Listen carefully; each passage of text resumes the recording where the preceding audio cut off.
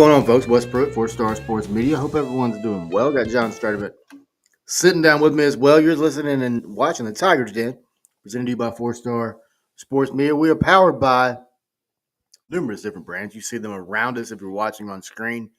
If not, let's start it off, John, with a little bit of what's on tap. And that's presented to you by Athletic Brewing Company. For those of you who are not watching, I just opened a Athletic Light. Athletic Brewing Company is the nation's leader in non-alcoholic beverages from San Diego all the way to Scranton, Pennsylvania, and every Walmart in between. They've got numerous brands, numerous flavors, just like this one. Athletic Light, after a big win for the Memphis Tigers, which took place today, it calls for a celebratory swig.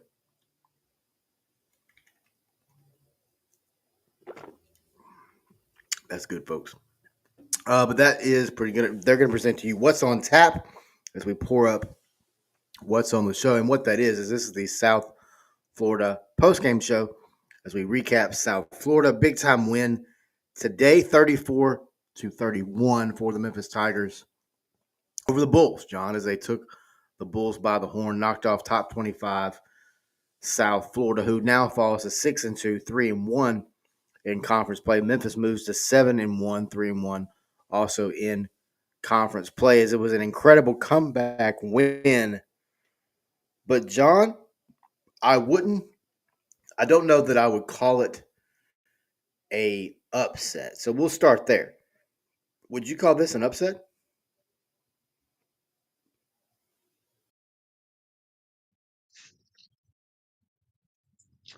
I would say so, just because rankings matter, and rankings matter right now for the postseason play regarding a playoff possibility spot. And also, I think it's an upset because South Florida went toe to toe with some great teams. They beat Boise pretty heavy. They scored a lot of points for a reason. They beat Florida in the swamp. Not an easy chore to do at night down in Gainesville. So of course I think it's an upset just because South Florida was definitely ranked and Memphis was definitely hungry for a win. So that's one reason I call it an upset.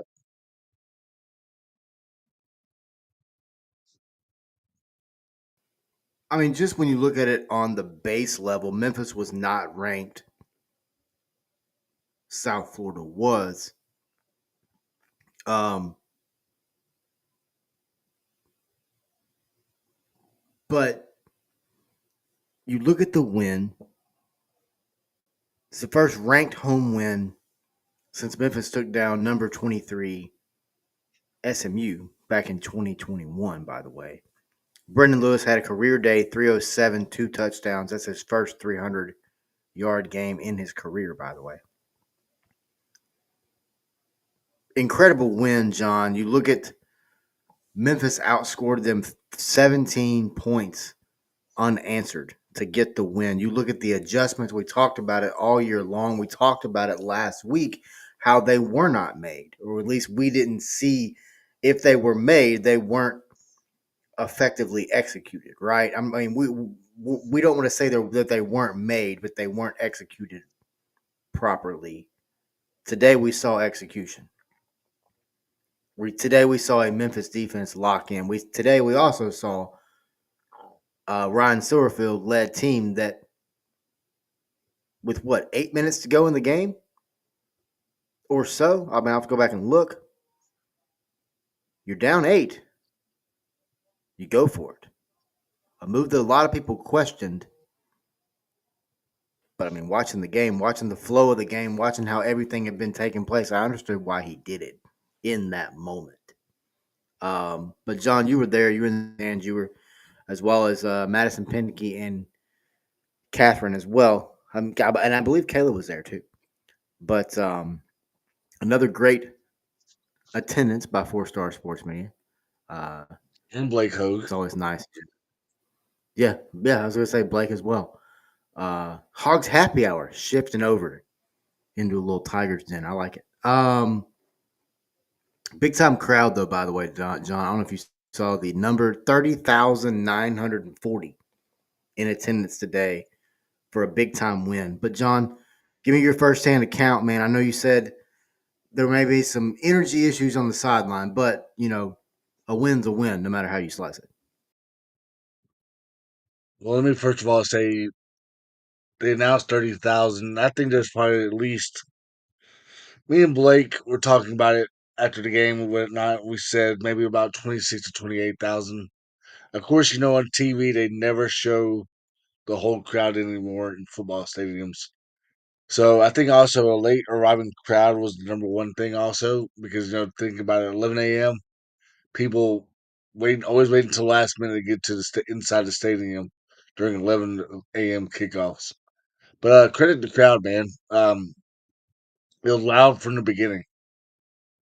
Credit the South Florida fans first of all for traveling forever where they were traveling from as well because I want to say they're one of the nicest fan bases in our American athletic or American conference now. I want to add them for basically traveling to Memphis for 11 a.m. kickoff. I know they could have had a lot more for that 6 o'clock. It was that night game, but yeah, overall, I thought the team they were coming out flat a little bit, to be honest with you.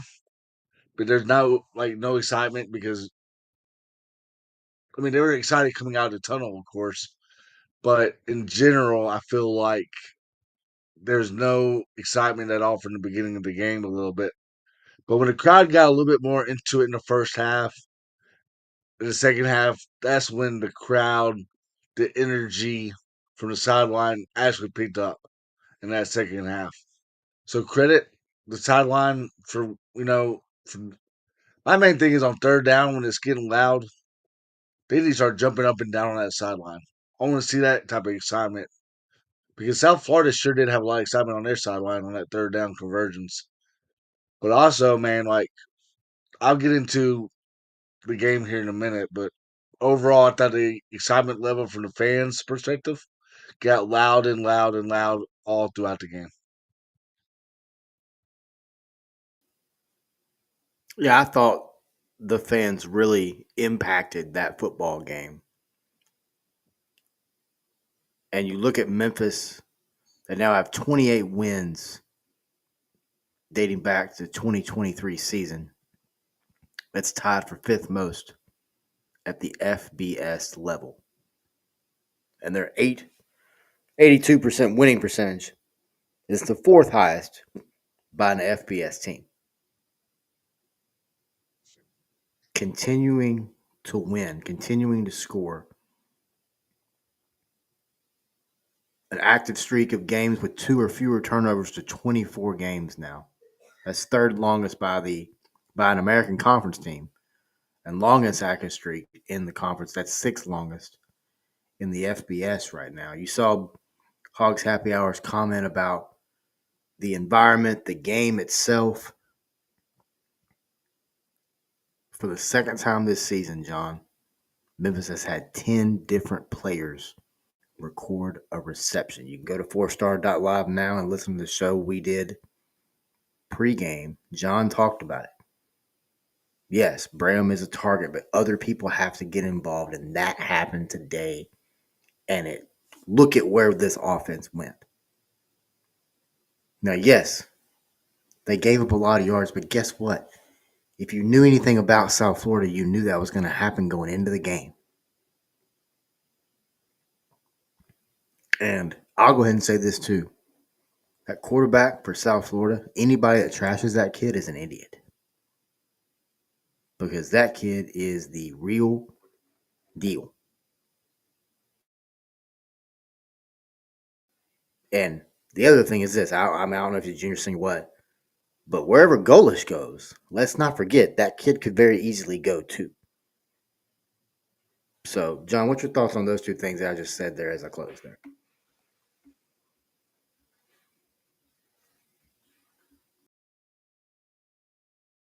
This game from 2023 when Brown, that's the game, man. That's like we talked about the other day.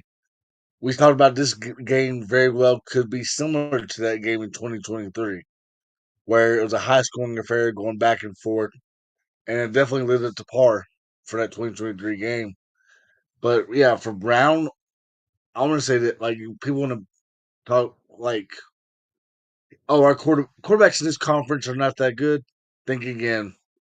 I think right now you got a pretty good top five quarterbacks in the American that are pretty good right now, which that's another show for another day. But yeah, Brown overall, I thought he played overall a great game. I think the fumble early on maybe kind of hurt South Florida a little bit because Memphis scored 7-0 right after that fumble. But overall, I think Brown showed a lot of poise throughout this game. Maybe he got a little bit gassed also throughout the game, I felt like, because he did run the ball for 21 times for the game.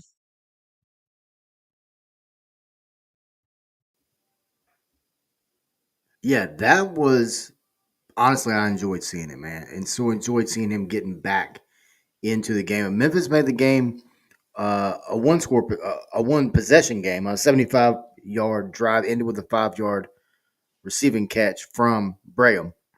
That was the 10th time that Lewis and Braham have connected for a touchdown. 4 at Nevada and now 6 at Memphis already. So bringing in, and we're seeing it all across college football, like we've talked about on Sports Buffet, bringing in players that have familiarity with each other or familiarity with the offensive coordinator or the offensive scheme. It's very beneficial for teams. But on that drive, he also caught Brady Klutz with a 14-yard pass. That was the first. Um, it was the first passing completion. Or I'm sorry, Brandon Lewis caught a 14-yard pass from Brady Klutz. Sorry, I want to make sure I said that correctly. But it was the first passing completion of Klutz's career and second reception of Lewis's as he caught a 18-yard pass at Nevada back in 2024. But John, I want to talk about Gianni Spatik, sorry. A lot of people question sending him out there. But he booted that 55-yarder that probably would have been good from 58 or 59 or 60. But that tied a career. And he has now hit that twice in his career. But then he would go again later in the game and nail another one. But John, you look at the running attack, the rushing attack from Memphis today. You look at yards wise, you're going to say, 129 yards, 34 rushes. You look at the yards wise, and you're going to say, 35 yards for Lewis, 35 yards for Smith, essentially the same, 11 carries, 10 carries for Smith and Lewis there. And then you look down there, and there's Greg DeWosier.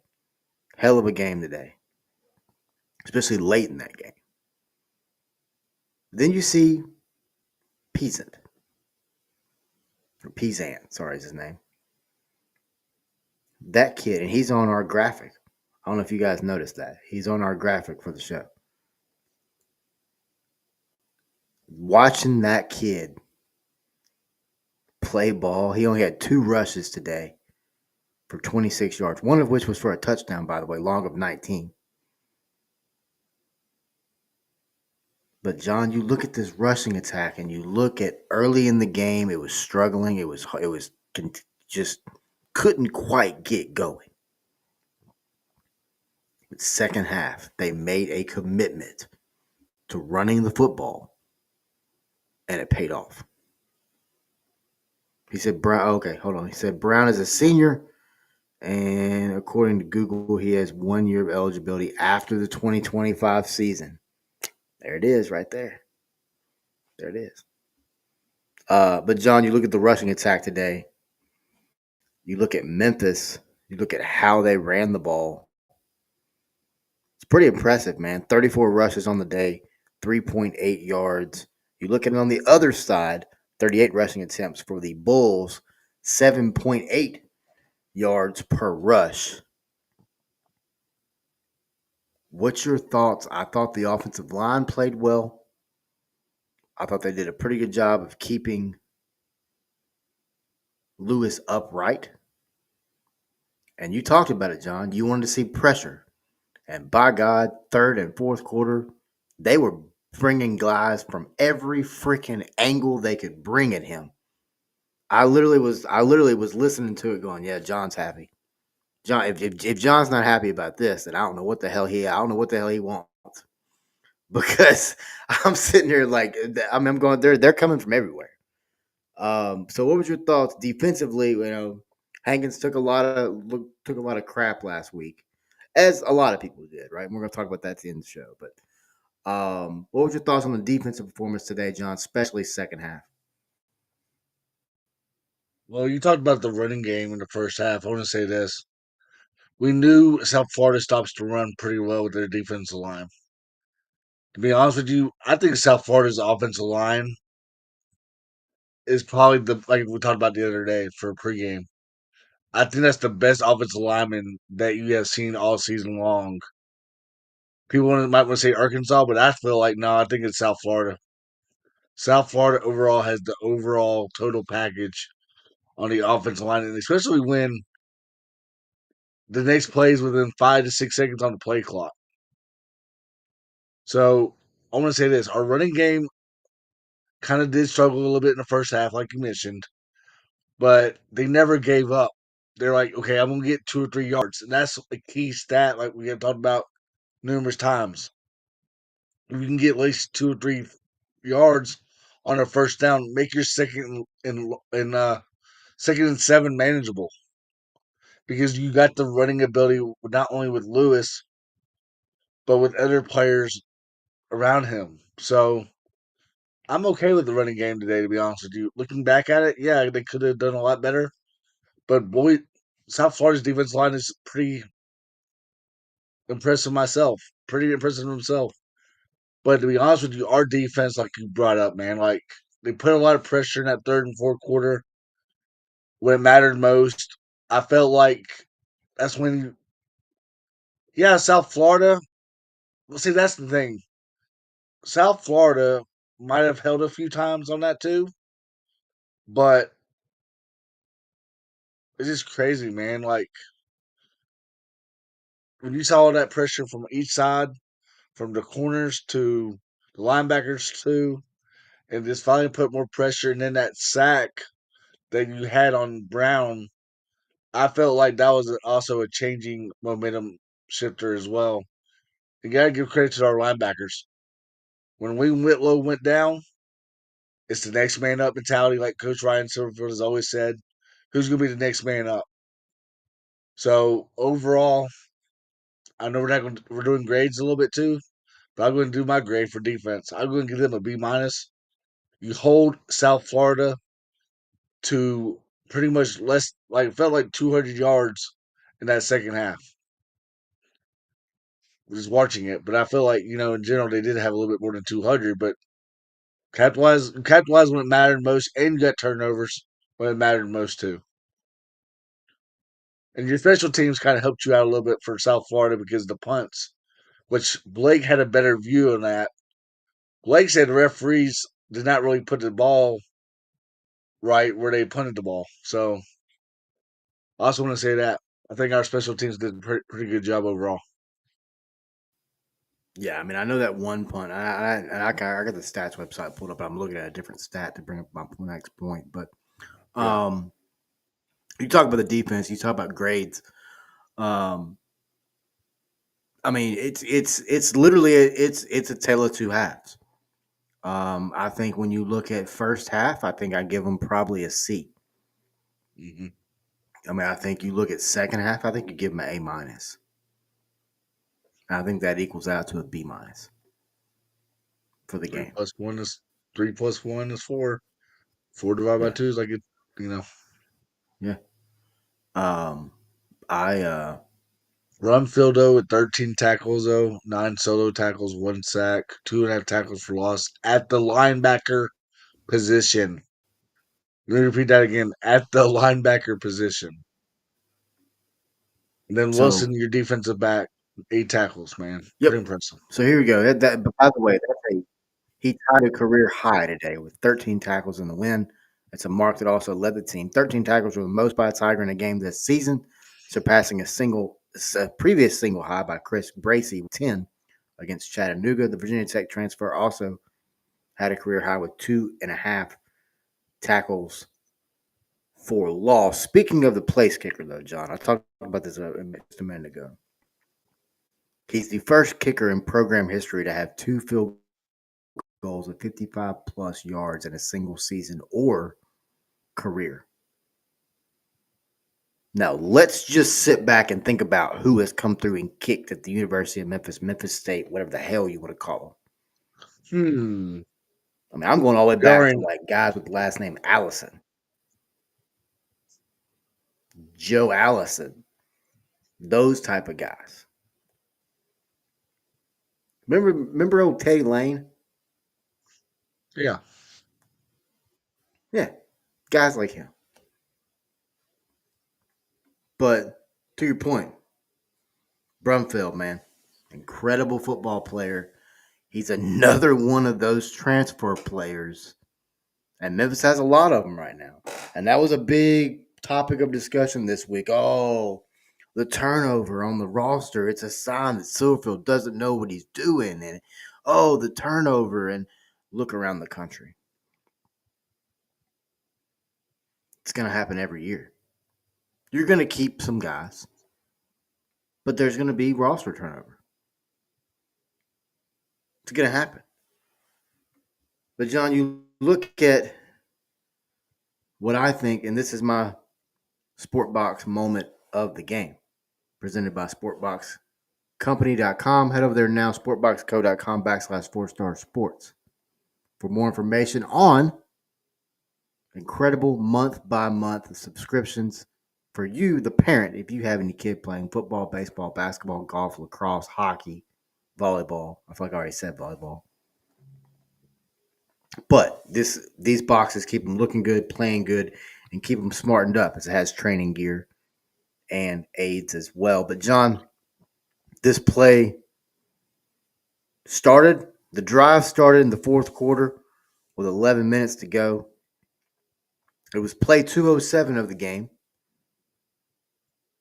It was 1st and 10 on the Memphis 32. Brandon Lewis would hit Jamari Hawkins on a 57-yard bomb that would take it all the way down to the 11. That next play, we would score. But that play, that chunk play, Memphis had 6 big plays through the air. Southwest Airlines through the air. What was the air today? Memphis had 6 big plays through the air for 164 passing yards. They had 8 big plays, which is a gain of 10 or more yards. They had 8 of those on the ground today for 102 yards. You look at South Florida, they had 6 on the ground for 221. One of those was a 73-yard run late in the game. They had 4. Memphis held them to 4 big plays passing for only 80 yards. John, we talked about the gash yard. We talked about defense getting gashed. We saw it down in Birmingham. We saw a different defense today from Memphis. You saw a defense that was a little more locked in, a little more in the right spot against the Bulls. But, John, let's go offense. Let's go grades. And then after this, we'll go full team grade. But offensively, John, for the Tigers, I got to give them a solid B plus. And I know people are going to be like, "What B plus? Are you crazy?" Well, no, I'm not, and I'll tell you why. Besides the one mistake, right, that you talked about a minute ago, this offense just kept leaning on them, kept leaning on them. kept leaning on him, kept leaning, kind of like a 12-round boxer, right?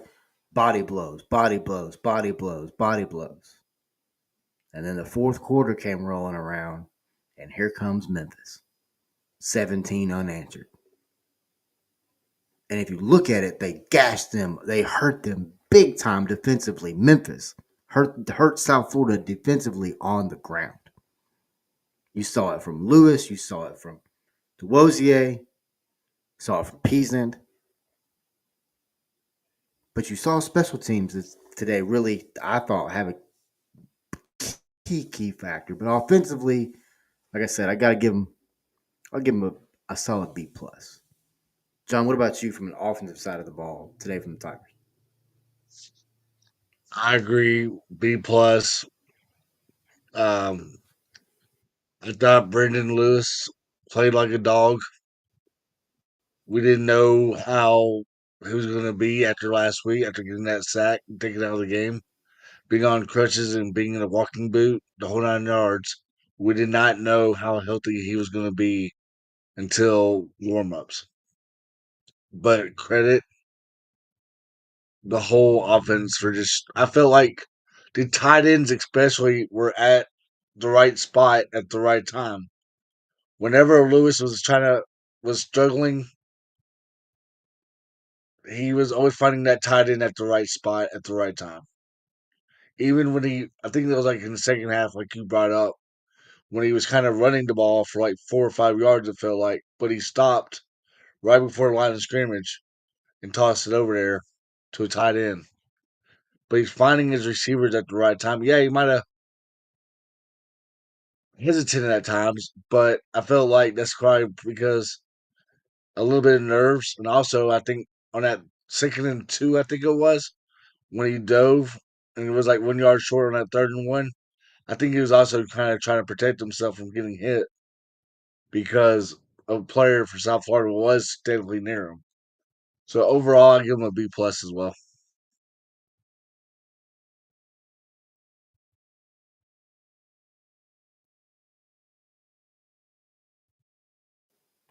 Okay, sounds good. You're watching, listening to Tigers Den right here on the Four Star Sports Media Network. As we are right now going through our grades of the game, brought to you by CBD for Life. By the way, folks, if you're looking for a way to remain pain free without the THC,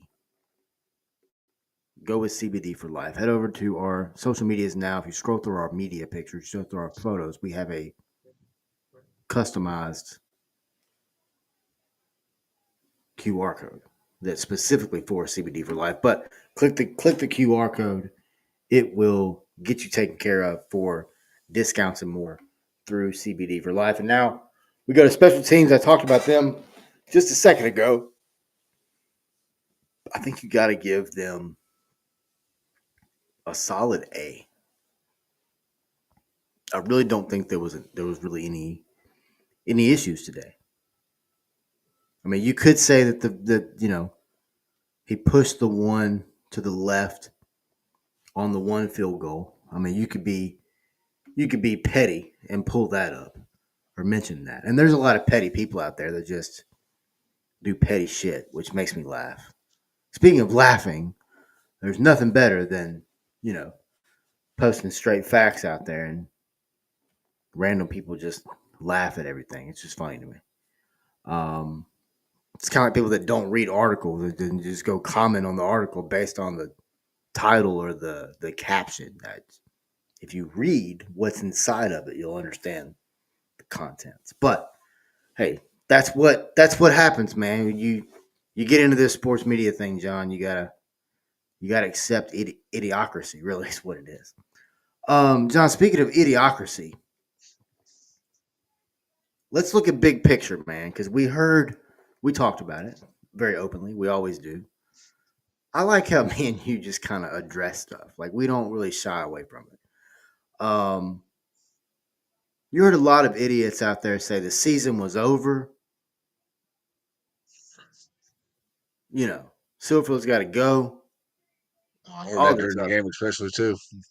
Do what? So I even heard that during the game today. Ryan needs to go. Ryan needs to be fired. the whole 9 yards. So, They should do level now though. well, that's what I'm saying. So, then this is what I want to give the team grade here, team overall team grade, and then I want to get into the Fanatics final play. But final team grade, I think you have to give Memphis an A. You were down 21-7 in this game. You battled back. Then you were down 31-17. You battle back and you win. It's the second time Memphis has come back from more than 14 points this year. And Memphis has not lost back-to-back football games since 2022 when they lost 3 consecutive to Houston, East Carolina in 4 overtimes, and then on the road at Tulane. That's the last time this football program has lost back-to-back. And in that situation, it was 3 straight back in 2022. Folks, we're now in the 2025 football season, just in case you may, amnesia may have kicked in. I don't care who you are. I don't care what level of football play you are playing at. I don't care what team you are. If you go 3 seasons, and it's almost 3 seasons we're in the same month that those games took place 3 years ago. You go 3 seasons without losing back-to-back football games, that's called having a coaching staff and having a culture inside the program of winning. And if you don't believe me, go find another program go find me a list of teams across the country that have not lost back-to-back games in 3 seasons. Because that's not easy to do. Go ahead, John. I know you have something to say off that. So I'm going to go ahead and spotlight you. Go ahead. You just nailed it. Fourth quarter, he stat when South Florida's got over 200 plus rushing yards, 8 attempts, 3.1 average on the ground for a total of 25 rushing yards. Fourth quarter alone, 221 for Memphis, 89 rushing yards, or 89 total yards for Memphis, 221 to 89. Memphis outgained them 17-0 to score, like you just brought up. Third down conversions, a solid 3 for 5, 60%. And also first rush 6-7 ratio. Pretty impressive there. And then on fourth down, 1 for 1.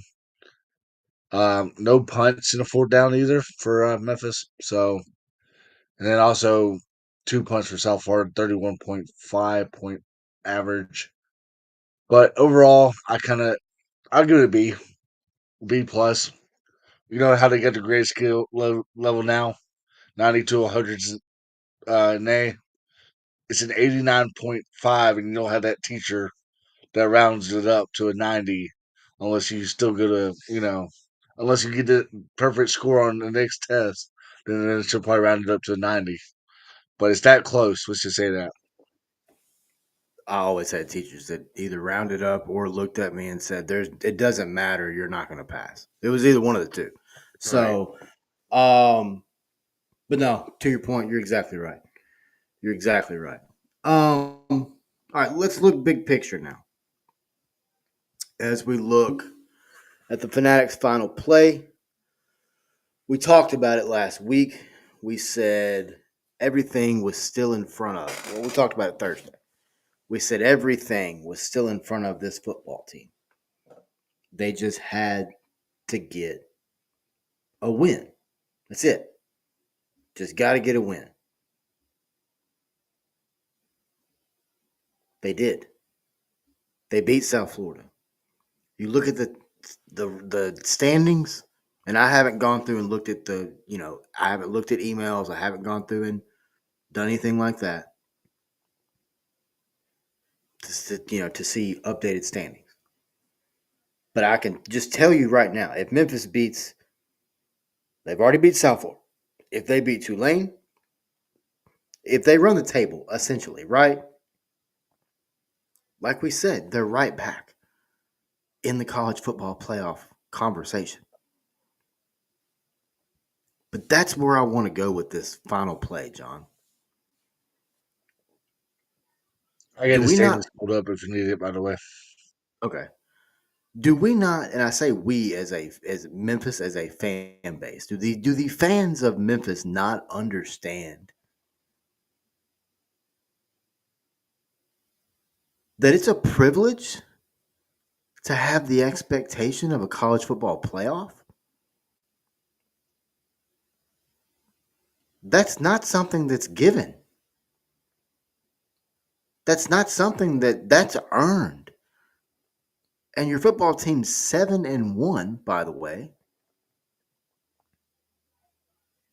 I understand who they lost to. I get it. And for those people, you can say that's a top 10 loss in program history. That's a long history of some bad losses, folks. Just off top of my head, I can think of 10 losses that were worse than that. And I've only been deeply following the team for the last 30 years, as has John. I don't care what anybody tells me. UT Martin is up there, buddy. He ran his ass off. But it's a privilege to be considered. It's a privilege to be mentioned. It's a privilege to be in the position the University of Memphis football program is in right now. And the spoiled number of people who just, the second Memphis loses, they jump out there with, oh man, this is Silver Fraud's record against teams under 500. This is Silver Fraud. This is how he's tearing the program apart.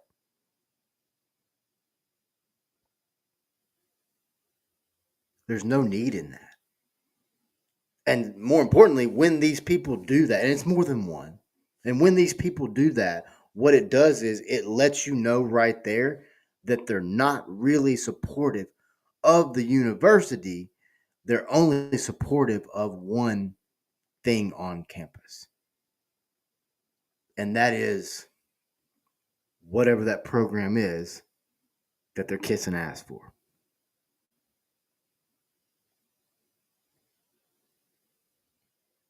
Blake said is the identity of this team to be down double digits before they start playing to the full potential. That's a great question. And I think it's one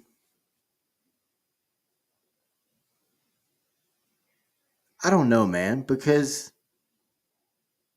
they were down double digits to Arkansas, came back and won. They were down double digits today to South Florida, came back and won.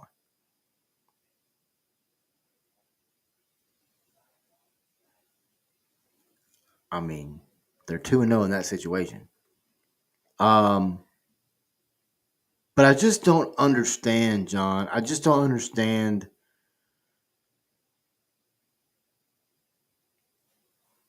what is there to not be excited about? What is there to not be supportive of?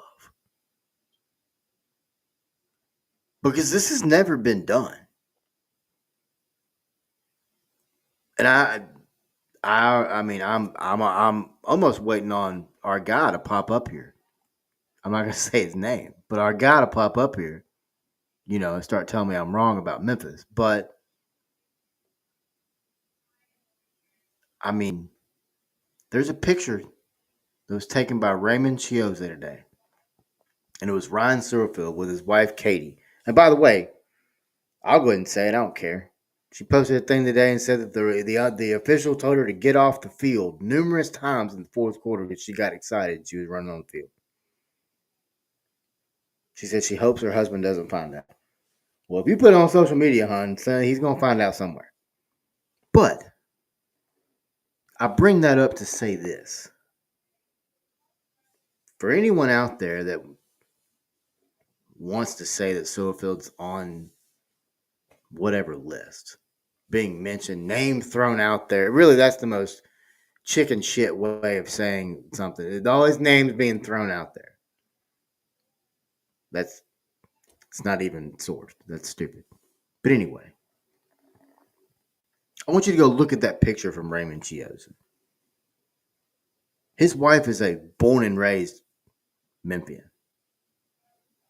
She's got tiger ears on. She's blue and grayed out, and she's hugging him. And it's that photo, It's just that it's that moment where you can just feel there's something special. I think people need to really sit back and really understand that Memphis may have something here in a football coach that they haven't had before. And John, that is a football coach that legitimately wants to be here and understands that they can stay here and consistently be a national name. What's your thoughts on that?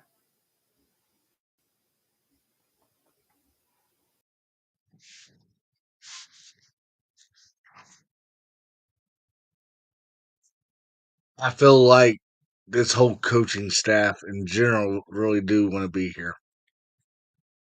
Not only Ryan, but also Cramsey, Hankins,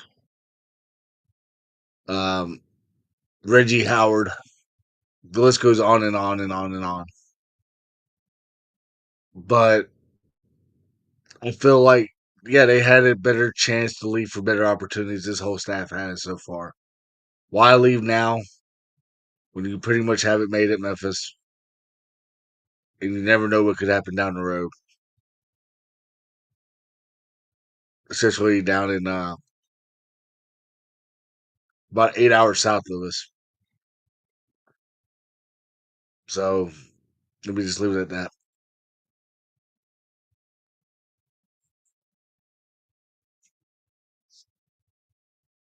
And I also want to say this: you don't see this day and out in college football where you see a lot of coaches communicate.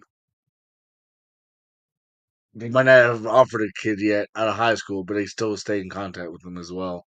This day and age, that much in college football, but you still do at Memphis. Let's just say that.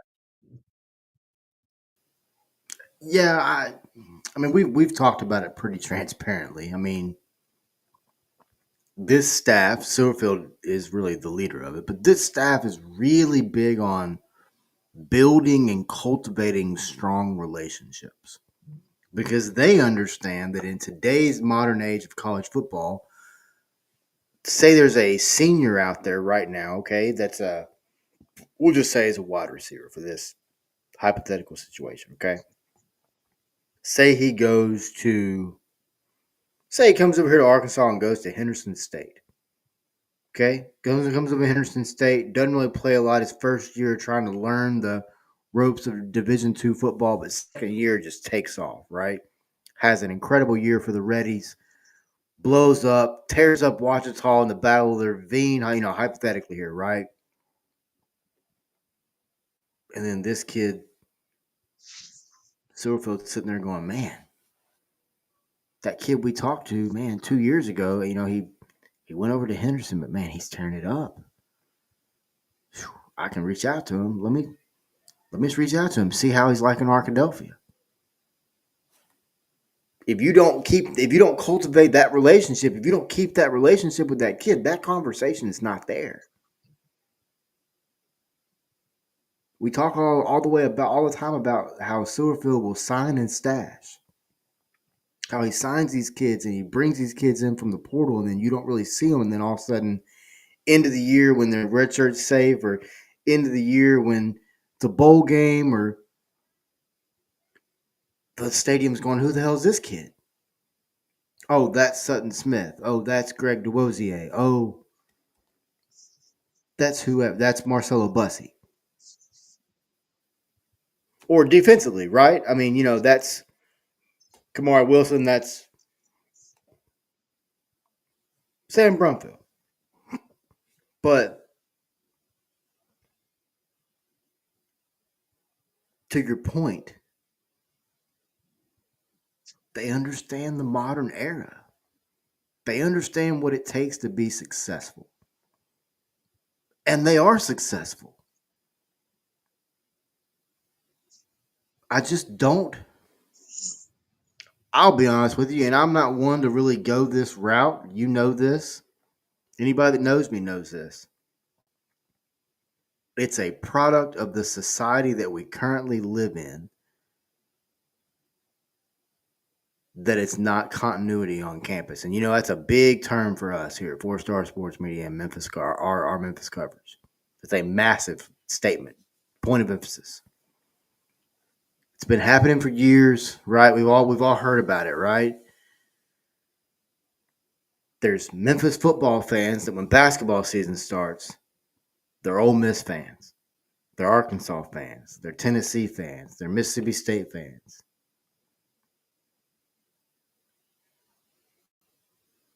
That's fine. But there's also people out there who may or may not call themselves media. And it's numerous people. It's not just one, okay? I don't want anybody to think, oh, well, let's just pinpoint. I'm not. I'm not mentioning names. I'm not. But they do the same thing. There's no continuity in their coverage. And it's laughable. Because you can't really call yourself covering a team if you only talk about one thing. You're not covering the University of Memphis. You're just covering the sport. That's not media. That's not coverage. It's just my opinion. You can agree with it, you can not. That's whatever. I'm a message away if you want to have a conversation about it.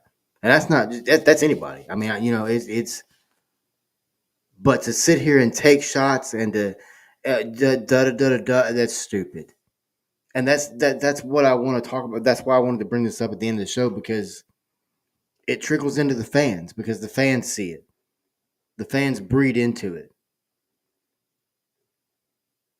I know John agrees. John and I have had this conversation numerous times.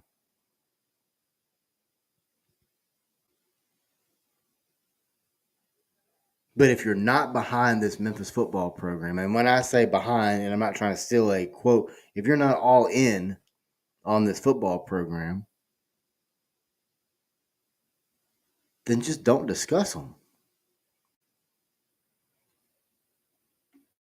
Man, he asked the freaking question I was getting ready to ask you. Dang it. All right. Speaking of basketball, speaking of all that. So Monday night charity event, St. Jude. Four Star Sports Media will be there, by the way. But you got Cal coming back to town. We talked in Nathaniel Root. By the way, that shows that episode is now posted up online, tagged, so all that. But Blake Hogs Happy Hour asked, speaking of basketball, what kind of reaction will Coach Cal get on Monday night? I don't think you can boo him. And I'll say this before I let John go, because I know John's got a lot to say on this. I'll keep mine short. I don't think you can boo him.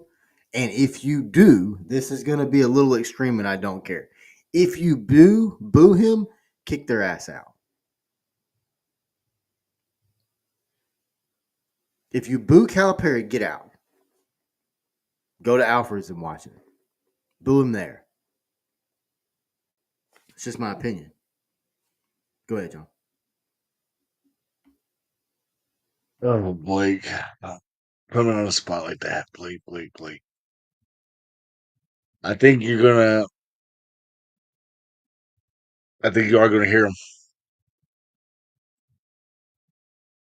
I think you're gonna hear cheers, and I think you're gonna also hear boos. The question is, like, is it gonna be the people that are 20 to 30 year olds, just like some people that we know, and they just want to boo him, or is it just typical people that just like, okay, Cal Perry is Cal Perry. Let's just say that.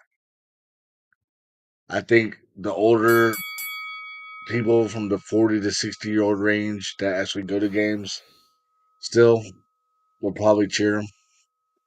But I feel like the younger people that kind of still can't get over the fact that he left for another job, they'll probably boo him. But like Rude said, this team, like Cal Perry said, he's doing it for a great cause in St. Jude. He's bringing DJ Wagner. He's bringing it's good. It's a lot of Memphis flavor also. So why boo a guy that has a lot of Memphis flavor on his roster? Yeah, it might be nice to see them in the blue and gray, but come on now.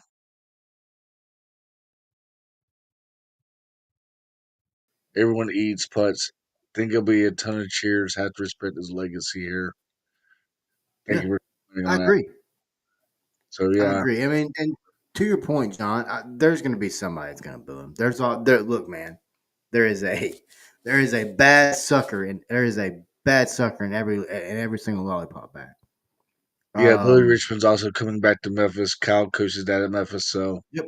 you got Yep. DJ Wagner, you got Billy Yep. Richmond, You got DJ and Dewan. you got I mean, even I don't know even if I think Billy's dad will be there or not. He may be, I don't know, frying up some wings or something. But you it's also got Tony Harris, his stepson, on the roster. So just name a few other players. well, I mean, it goes even deeper than that. You've got Thero, you've got Right? I mean, Sunday Adebayo. His daughter now lives up here in Fayetteville. He lives there. I mean, there's numerous connections all the way across this thing. Um, It's gonna be a lot of fun Monday night. We'll have, like I said yesterday, or the other day. Sorry, we'll have much more on it. We'll be live Monday night or Monday afternoon, Monday morning, whatever. Monday at some point in time to discuss the game in depth. To talk all things Memphis. We'll come at it from an Arkansas perspective too. We'll have Hogs Happy Hour. They will be discussing it, I'm sure, on their show coming up as well, including oh man, I don't even want to talk about that on this show. But I don't want to do it I too want to much say longer. But one more football note real quick before we go ahead. do end it. There's a report out there that from Jonah Dillon from the Commercial Appeal said Grant Chapman is out for the year. Um, that report is accurate according to our sources. Let's just say that. I'm not going to get too much in depth regarding what happened, but let's just say pray for him in the next couple weeks for a full rehab ahead because it's going to be a long road for him. Let's just say that. Surgery will be scheduled on November 4th for Grant Troutman, Carville High School product that played at Carville High School last year, who's on the quarterback roster at the University of Memphis. So let's just give out a shout out to Grant Troutman for battling and battling and battling. You're doing a great job doing whatever you're doing right now. So, Grant, our prayers are with you on November 4th as you recover from that injury, according to our sources, too. Yeah, and that's literally what I was about to say. I mean, I when you when you're people like Jonah and like ourselves, uh, and numerous others, there's times that the information is there, you just don't put it out. And that's because you respect the source. And that's how you maintain sources. So, yes, but to piggyback off what John said, prayers for that young man. Keep himself sharp, keep himself motivated, keep himself driven. Make sure he maintains his studies at the same time, right? You got to make sure you're a student and an athlete. But definitely, we'll be we'll be keeping up with him. Um, we have a unique avenue to him, so we'll be keeping up with him Oh here yeah. to make sure he's okay. Yeah, and he's a good kid, man. He's a good kid. Came from a good program there at Carterville too. I mean, we know what kind of talent they're pumping out there for the Dragons. There's a reason that coaches like Ryan Silverfield and John Summerall and Josh Heupel and coaches like that roam their hallways talking to their players. That doesn't happen by mistake. That coaches don't travel across the state or across numerous states to go see somebody if that player is not worth it. Um, but John, as we close up, man, big time win for Memphis puts them right back where they want to be. Week 9, we'll get more into it coming up, but we'll be back Monday. Actually, we'll be back tomorrow evening. We'll be back Monday to talk more Memphis Tigers. We'll have more another Tigers Den episode. We'll get into basketball, both men's and women's. We'll get into other sports taking place across campus as the Memphis men's soccer team fell tonight 1-0. But we'll be back Monday, discuss more Tigers, get into talk a little bit more about South Florida because I want to continue to dissect this game. We'll dissect the game film. We'll get into potential of hey, why did he potentially make that decision to go for two? We'll get into all that and more on Monday. But we appreciate everyone watching, listening. For those of you who've been watching, we appreciate it.